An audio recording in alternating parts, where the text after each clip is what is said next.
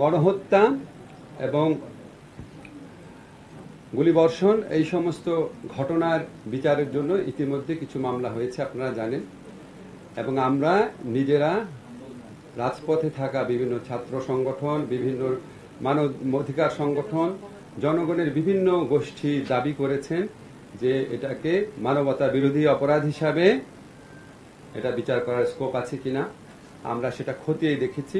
আপনাদেরকে আমরা বলতে চাই, 1973 সনে যে ইন্টারন্যাশনাল ক্রাইম ট্রাইব্যুনাল অ্যাক্ট আছে, যেটা পরে 2009 এবং 13-তে সংশোধনী হয়েছে, সেই আইনে আমরা জুলাই গণহত্যা বলতে আমি অগাস্টের প্রথম 5 দিনে গণহত্যার কথা বোঝাচ্ছি। এটার জন্য দায়ী যে ব্যক্তিবর্গ আছেন উনাদের বিচারের জন্য আন্তর্জাতিক অপরাধ ট্রাইব্যুনালে উনাদের বিচারের জন্য আমরা ইতিমধ্যে একটা ছোটখাটো গবেষণা মতো করে দেখেছি এই আইনের অধীনে এই হত্যাকাণ্ডের সাথে জড়িত ব্যক্তিরা এবং যারা আদেশ দিয়েছেন, বিভিন্নভাবে সহযোগিতা করেছেন, তাদের সকলকে বিচারের আওতায় আনা সম্ভব। এবং আমরা এই আন্তর্জাতিক অপরাধ ট্রাইব্যুনাল, এখানে আপনারা জানেন একটা ইনভেস্টিগেশন এজেন্সি আছে, একটা প্রসিকিউশন টিম আছে, এগুলিকে আমরা রিঅর্গানাইজ করার চেষ্টা করছি। আদালতটা একটু পরে করব। আর এই ইনভেস্টিগেশনের ক্ষেত্রে এটা আমরা জাতিসংঘের তত্ত্বাবধানে করার চেষ্টা করছি। জাতিসংঘ থেকে আমাদের বারবার সহযোগিতার আশ্বাস দেওয়া হয়েছে। আমরা বিচারের সত্যিকারের স্বচ্ছতা, নিরপেক্ষতা নিশ্চিত করার জন্য আমরা জাতিসংঘের তত্ত্বাবধানে, আমাদের ইনভেস্টিগেশন টিম থাকে, তারা কাজ করবে জাতিসংঘের তত্ত্বাবধানে, সর্বাত্মক তত্ত্বাবধানে। সেটার লক্ষ্যে সমস্ত উদ্যোগ গ্রহণ করব। ইতিমধ্যে এখানে জাতিসংঘের যে আবাসিক প্রতিনিধি আছে ওনার সাথে আমরা মিটিং করব, ডিসিশন নিয়েছি, ডেট ঠিক হয় নাই, সহযোগিতা চাবো। এছাড়া আমাদের আরো উচ্চ পর্যায় থেকে জাতিসংঘের বিভিন্ন কনসার্ন এজেন্সি আছে, ওনাদের সাথে যোগাযোগ করা হবে, আমরা করব।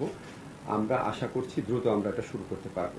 প্রথম প্রশ্ন হচ্ছে, আমরা রোম স্ট্যাটিউট, যেটা বলে আন্তর্জাতিক ইন্টারন্যাশনাল ক্রিমিনাল কোড স্ট্যাবলিশ হয়েছে, আমরা রোম স্ট্যাটিউটের র্যাটিফাইং কান্ট্রি, অর্থাৎ সদস্য রাষ্ট্র।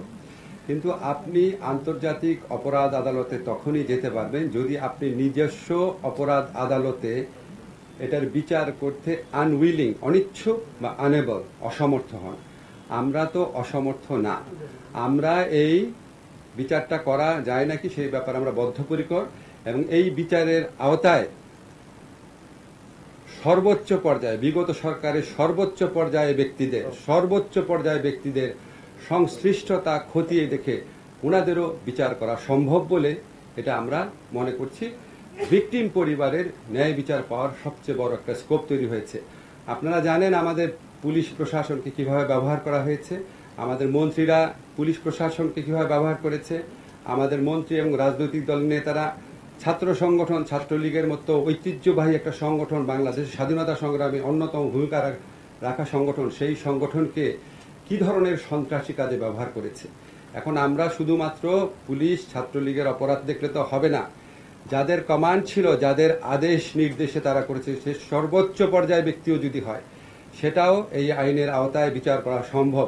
যে জন্য আমরা মনে করছি অপেক্ষাকৃত দ্রুততর সময়ে এই ঘটনার জন্য, এই হত্যাকাণ্ডের জন্য দায়ী, বারবার আমি বলছি, ক্ষমতার সর্বোচ্চ কেন্দ্র থাকা ব্যক্তিদেরও বিচার সম্ভব দেখে আমরা মনে করছি এই আইনের অধীনে ন্যায় বিচার, মানুষের বুকের ক্ষত, মানুষের আহাজারি। আমরা যখন এখনো, আপনারা সবাই জানেন, আমরা এখনো যখন এই মুগ্ধের ছবিটা দেখি, আবু সাইদের ঘটনাগুলো দেখি, আমি আর বলতে চাই না এগুলি, এখনো আমাদের বুকে হাহাকার করে ওঠে।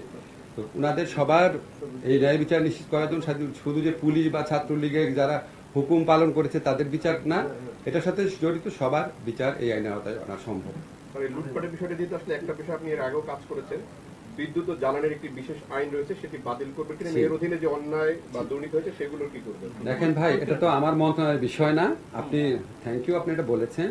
আমাদের তো মানে জাস্ট কাজ শুরু করলাম। আমাদের কনসার্ন বিদ্যুৎ মন্ত্রণালয় এখনো ডক্টর ইউনুস স্যারের এখতিয়ারাধীন রয়েছে। আমাদের, আপনি খুব ইম্পর্টেন্ট একটা কথা বলেছেন, আমি যত তাড়াতাড়ি সম্ভব স্যারকে এটা বলবো। আমি বিশ্বাস করি খুব দ্রুত এটা বাতিল করা হবে। 1 জুলাই থেকে 5 আগস্ট পর্যন্ত ছাত্র জনতার আন্দোলনে অংশ নেয়া এখানে যারা আছে, যাদের বিরুদ্ধে হয়রানি মামলা হচ্ছে, সমস্ত মামলা প্রত্যাহার করা হবে। ঢাকা শহরে আমি আপনাদের কনফার্ম করছি না, যতগুলা মামলা আছে, নাম্বার আছে, সব প্রত্যাহার করা হবে। বৃহস্পতির মধ্যে সারা দেশে সব প্রত্যাহার করা হবে। আমি অলরেডি আমাদের ড্রাফটিং উইংয়ের মাধ্যমে যতগুলা নিবর্তনমূলক আইন আছে সেটা লিস্ট করেছি। সেখানে সবচেয়ে খারাপ যে সেকশনগুলো, যেগুলির আন্ডারে আপনাদের সাংবাদিকদের হয়রানি করা হয়েছে, আপনারা মুক্ত সাংবাদিকতা থেকে বঞ্চিত হয়েছেন, আমি আমার নিজের মতামত প্রকাশ করার আগে আমাকে 10 বার চিন্তা করতে হতো, শ্বাসরুদ্ধকর একটা অবস্থায় ছিল। ডেফিনেটলি আমরা এগুলি বাতিল বা সংশোধনে যেটা প্রয়োজন সেটা করবো। একটু সময় দেবেন আমাদের।